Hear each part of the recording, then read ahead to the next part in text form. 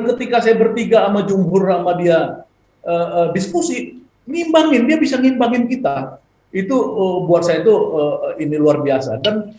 Dan dia juga melakukan hal yang sama dengan Habib Rizik, dan Habib Rizik juga senang gitu loh. Habib Rizik dia pernah undang ke kamarnya ya, diskusi malam-malam jam 1, jam 2 malam saya terbang. Anda ini siapa? Rekam apa? Ini kan ditayangkan di ruang sidang kan? Berarti Anda ingin menipu saya. Di lorong rutan ini Anda ingin jadikan sebagai bagian daripada ruang sidang. Jangan dagelan lah, jangan sinetron kita, bukan sidang. Ini ruang sidang, ini lorong rutan. Oke. Saya tegaskan itu sekali lagi. Jangan tipu-tipu, jangan tipu-tipu. Penuntut umum memanggil terdakwa Muhammad Rizik bin Syed Hussein Shihab untuk hadir di persidangan. Saya didorong, saya tidak mau hadir. Ya, baik. Sampaikan ke majelis hakim, saya tidak ridho dunia akhirat. Ya. Saya dipaksa, didorong, dihinakan. Mana saya mau cari keadilan? Di mana saya mau cari keadilan? Sidang online ini saja sudah tidak adil. Kami rasa kita tidak perlu mendengarkan keterangan dari terdakwa. Kami mohon untuk melanjutkan sidang yang terhormat ini majelis tanpa mendengarkan omongan dari terdakwa. Harus dipaksaan sidang online. Silakan majelis hakim yang mulia melanjutkan sidang ini bersama jaksa tanpa kehadiran saya dan bersama pengacara. Saya ikhlas, saya ridho, saya tunggu vonisnya. Berapapun yang ditetapkan, saya ridho. Jadi saya tidak pernah mendapatkan keadilan kalau sidangnya melalui online. Majelis hakim, kemarin seminggu yang lalu kita sama tahu para koruptor Joko Chandra, Jaksa Pinangki, Irjen Napoleon Bonaparte bisa hadir dalam ruang sidang. Kenapa saya tidak bisa? Saya tidak ridho untuk sidang secara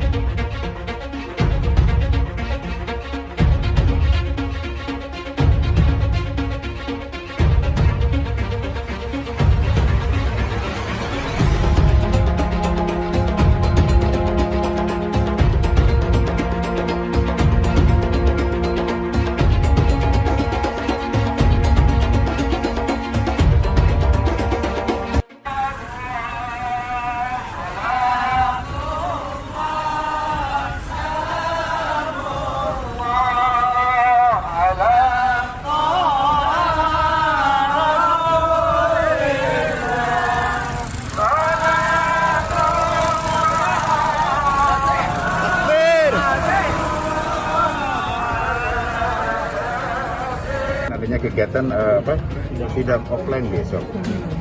Himbauan sebaiknya para pendukungnya tidak usah datang ke sana, ya. Tidak usah untuk datang ke sana, nanti malah melanggar protokol kesehatan. Komisi Yudisial meminta kepada tim penasehat hukum terdakwa Muhammad Rizik Shihab agar lebih menghormati hakim serta menjaga tata tertib persidangan. Bahwa ini sidang terbuka untuk umum, tapi dengan pembatasan.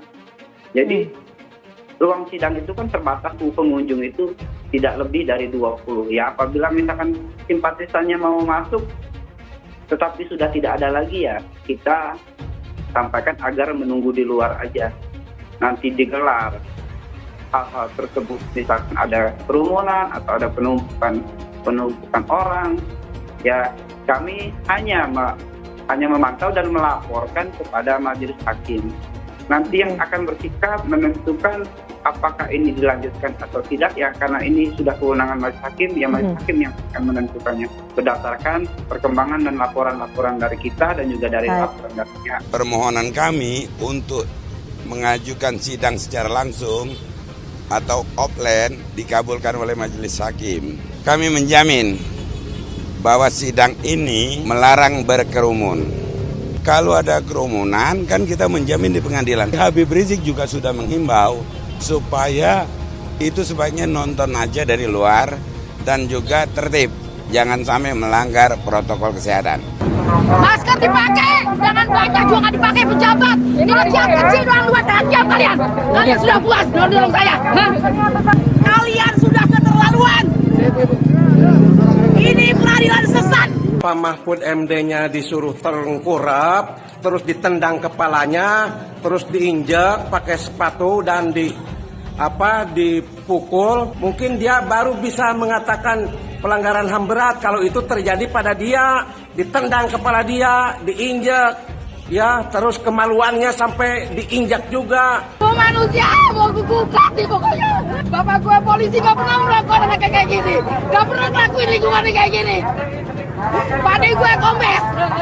Ketika tunjukkan kalau negara ini Pancasila, tunjukkan mana Pancasilanya, mana keadilan yang berada. Kami tidak terima, tidak ikhlas, tidak ridho pemberlakuan kepada Imam Besar Rizik Syihab dengan diadab dengan digunakan seperti itu. Dan kami umat Islam pada Allah sekali mengecam sekeras-kerasnya tindakan daripada kejaksaan. Saya menghadapi 3 sidang dengan 11 dakwahan dan 18 pasal berlapis.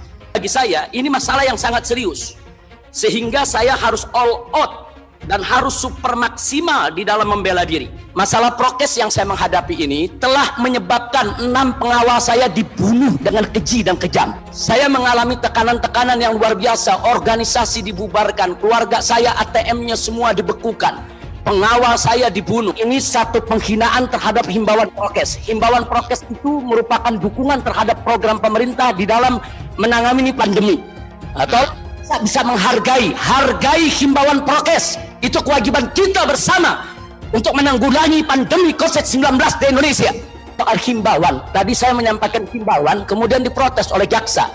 Ini kan tidak beretika, tidak beradab. Jaksa macam apa?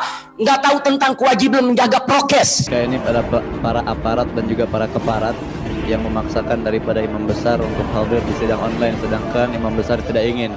Maka demi Allah, saya yang akan bersaksi di akhirat nanti yang memaksakan para pemerintah tersebut untuk masuk ke dalam nerakanya Allah Subhanahu wa Ta'ala. Intinya, untuk tanggapan pribadi saya, mereka yang memaksa daripada imam besar, maka akan saya juga paksa mereka nanti di yaumil kiamah untuk masuk ke dalam nerakanya Allah Subhanahu wa Ta'ala. Rizik Syihab itu bukan Habib. Dia hanya preman berjubah, preman bersorban. Kayaknya si Rizik ini kalau lihat ya, dia ini kayaknya kurang cat mesum. Kalian kenal beliau. Beliau bukan koruptor, beliau bukan pembunuh, dan beliau bukan kriminal.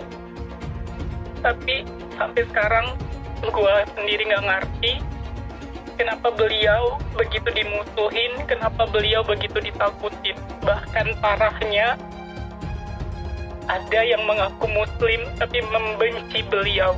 Tidak ada imajinasi untuk melakukan pemberontakan apalagi. Kenapa Habib Rizik dijadikan musuh? Jokowi kita ganti namanya menjadi Jokodok sudah. Setuju? Siap turunkan Jokodok.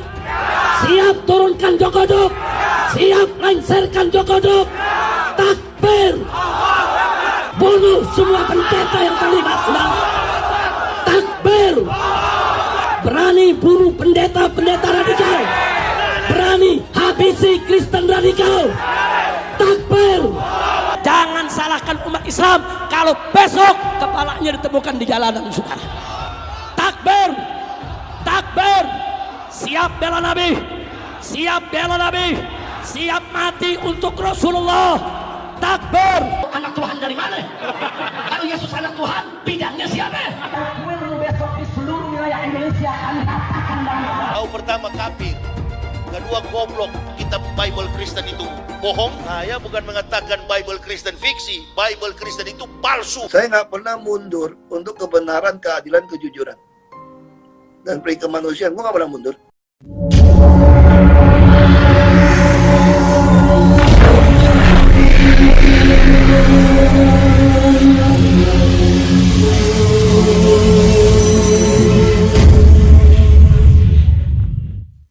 Kasih kan saya 10 bulan itu masuknya bareng, tanggalnya bareng 14. Jadi saya tanggal 13 ditangkap, tanggal 14 Oktobernya diturunkan ke penjara di basement di tahanan ya. Kemudian Pak Napoleon juga sama saya, tanggal 14. Jadi tepatlah saya 10 bulan lebih itu, 9 bulan lebih 2 hari bareng dia. Nah terakhir sekali sebelum saya keluar, sel saya sebelahan sama dia. Ya, dia di kamar 25, dia kamar 26. Ya, dia pindah dari kamar 25 ke kamar 26, di sel 26, saya di sel 27. Nah, dia pindah ke selnya Brigjen Prasetyo, karena Brigjen Prasetyo pindah ke penjara Cipinang. Nah, kalau ditanya dalam bahasa Inggris, misalkan what does he looks like, what does he like, ya itu yang bisa saya observasi ya. Karena saya nggak mau terlibat dalam opini hukum yang ditangani oleh Dr. Ahmad Yani sebagai lawyernya. Tapi kalau dari observasi saya, ya saya sebagai seorang ahli ilmu sosial, ahli manusia, saya berkesimpulan sampai saat ini, mungkin kalau saya berkuasa, atau saya punya teman yang berkuasa yang saya bisa akses, saya akan mengajukan Napoleon Bonaparte itu sebagai Kapolri. Itu saya sampai keyakinan saya. Kenapa? Karena saya kan banyak berinteraksi dengan tokoh-tokoh polisi seperti dulu ya, Pak Makbul, Pak Nanan, kemudian Pak Taufik Ruki, kantornya di Parli itu kan sering saya tongkrongin, Parli Senayan, Pak Taufik Ruki, kemudian Pak Nugroho Jayusman, itu saya hampir banyak. Tapi saya belum pernah ketemu dengan polisi secerdas Napoleon. Ya, jadi makanya saya itu menarik. Kenapa ini setiap saya interaksi dia bicara sama saya politik internasional, global politik, politik lokal, fundamentalisme Islam, kemudian pluralisme, history of nation, history of occupation Netherlands di Indonesia. Dia tahu semua dan dia bisa sama saya berdebat. Nah, kalau saya yang merasa ya kadang-kadang di Indonesia ini saya kalau soal debat kan 11-12 saya pikir cuma sama Rocky Gerung ya. Kira-kira gitu bayangan saya gitu. Tapi ini ada orang namanya Napoleon Bonaparte di penjara, saya ketemu. Dan ketika saya bertiga sama Jumhur sama dia diskusi, ngimbangin, dia bisa ngimbangin kita.